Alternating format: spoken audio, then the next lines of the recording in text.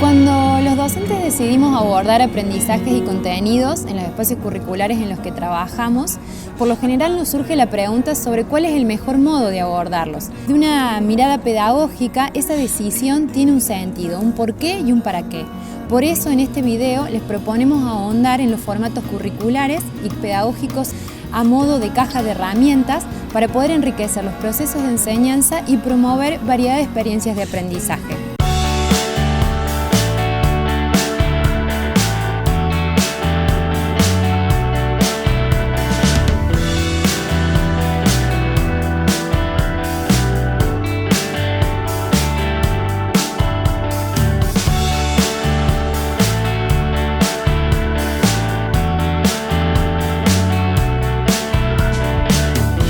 Algunas claves para entender este formato.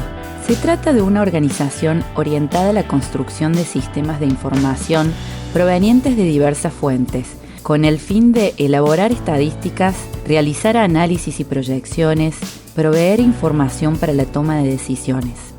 Favorece en los estudiantes el desarrollo de capacidades de búsqueda y constituye una modalidad propicia para generar vínculos intra- e interinstitucionales.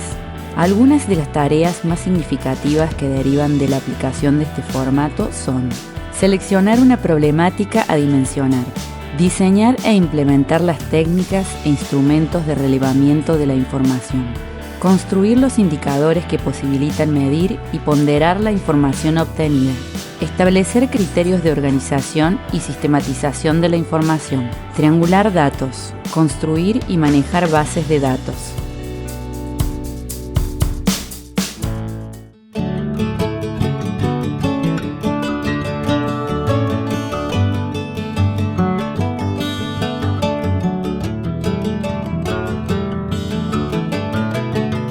Mi nombre es Carolina Guanás, soy licenciada y profesora universitaria en Comunicación Social, egresada de la UNC.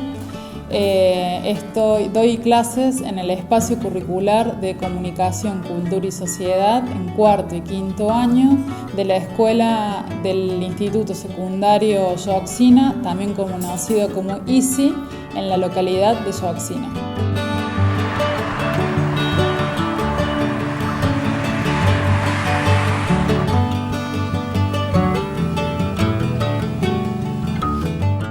Buenos días, mi nombre es María José Ludueña, soy docente de la Escuela Dr. Macio Vélez Arfield de Rollito, Córdoba. Pertenezco al espacio curricular de Sistema de Información Contable, Administración y Administración de la Producción y la Comercialización. Con los alumnos y alumnos del ISI, utilizando el formato observatorio, aplicamos el concepto de industrias culturales, más específicamente consumos culturales, y dentro de consumos culturales, consumo de redes sociales. Dentro de redes sociales analizamos la cantidad de horas que los alumnos y alumnas del colegio consumían redes sociales. Para eso hicimos un censo a todo el colegio donde le preguntamos a todos los alumnos y alumnas qué cantidad de horas estaban en las redes sociales, cuáles eran las de mayor preferencia. Utilizamos un rango de 5 redes sociales más utilizadas y bueno, más allá de las redes sociales también analizamos sobre el consumo de prácticas culturales, como por ejemplo si iban al teatro, si iban al cine, si leían libros, revistas, diarios, escuchaban radio, etc. Utilicé el formato observatorio para dar el contenido del uso de la tarjeta de crédito y como se había acontecido el Día del Niño, ¿sí? Entonces los estudiantes realizaron una tarea de investigación saliendo a los comercios de Arroyito, donde la muestra fueron justamente los negocios de Arroyito, y utilizaron como herramienta la encuesta. Ellos ahí encuestaban a los dueños de los comercios y consultaban si los clientes preferían abonar en efectivo o en tarjeta de débito para aprovechar algunos descuentos, o si lo hacían con los créditos de la casa utilizando tarjetas de crédito. Si la respuesta era la tarjeta de crédito, ellos comenzaban a consultar la cantidad de cuotas que prefería el consumidor, si entre 3 y 6, si entre 6 y 12. Se recolectaron muchos datos y después todos esos datos fueron tabulados. De esa tabulación pudimos analizar los datos y hacer un comparativo entre cuántas horas consumían redes sociales las mujeres de determinado curso o los varones de determinado curso, y también comparábamos el consumo de redes sociales entre los distintos cursos. Eso generó una producción de sentido muy importante, porque los alumnos con todos esos datos analizaron la problemática de las redes sociales. Se realizó otra encuesta también a los familiares adultos de los estudiantes de cuarto año, donde también se les consultaba si utilizaban tarjetas de crédito, cuántas cuotas preferían abonar y si la utilizaban en compras diarias o en eventos especiales como el Día del Padre, Día del Niño. Los alumnos recopilaron toda esa información, la tabularon y realizaron los gráficos correspondientes, donde las respuestas fueron que, bueno, sí, casi un 50% utiliza la tarjeta de crédito y un 22% prefiere abonar entre 3 y 6 cuotas y el resto prefiere hacerlo entre 6 y 12 cuotas.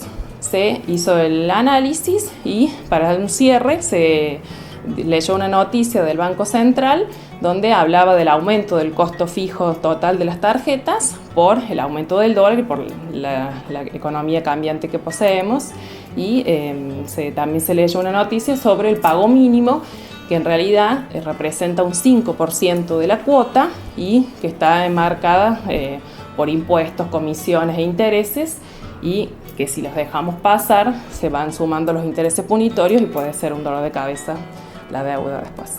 En los cursos más bajos pasaban menos cantidad de horas en las redes sociales, y a medida que los cursos iban creciendo, las horas que estaban en Instagram y en Facebook, que eran las redes sociales más utilizadas, iban creciendo.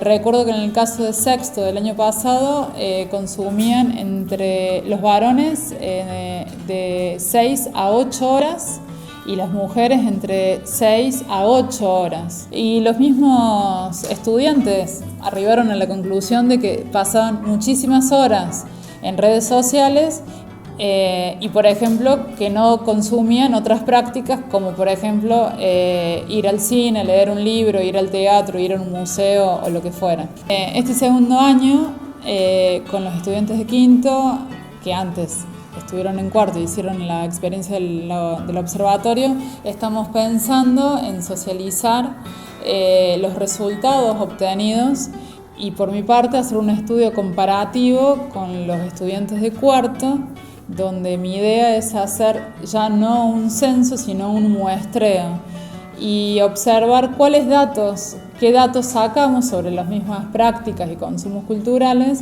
y si el muestreo condice con el censo. Ventajas del formato fueron que los alumnos salen del ámbito normal del aula, ¿sí? Tuvieron que salir a la calle a recopilar información, y permite la utilización de herramientas que no son muy habituales en el uso de estos espacios curriculares. Recomendaría el observatorio porque es un formato muy interesante en que consiste de varios pasos. Primero, la elaboración del instrumento es muy interesante para hacerlo junto con los alumnos. Luego, en el momento del censo en sí, también es muy interesante porque a los alumnos les sirve comunicarse, interactuar con otros cursos y exponer por qué necesitan de que esos alumnos y alumnas respondan con la mayor veracidad posible. Después, bueno, la tabulación de datos también, si bien es el momento más de mayor concentración y que lleva más tiempo, pero también es el más interesante porque entran distintas lógicas. Contrastamos los datos obtenidos con las hipótesis que teníamos en un principio.